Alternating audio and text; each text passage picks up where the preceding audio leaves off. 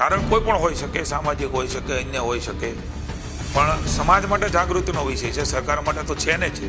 હું સમાજને પણ કહું છું કે આપણે જાગૃત રહીને કેટલીક વાર સંમતિ, કેટલીક વાર અસંમતિ, આ બધી બાબતો પણ હોઈ શકે, પણ હું એવું માનું છું કે આંખ ઉઘાડનારી ઘટના એ આપણા માટે હોઈ શકે.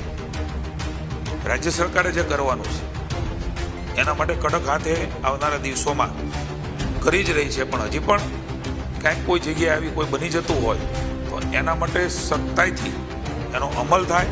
એનું નુકસાન કેટલું મોટું થશે, એ દીકરી હોય, એમના કુખે કોઈ બાળકનો જન્મ થવાનો હોય, કારણ કે જે સાયન્સ છે એ સાયન્સના પ્રમાણે એ ગ્રોથ થતો હોય છે અને એમના કારણે પેઢીઓને પણ નુકસાન થવાની સંભાવના હોય છે.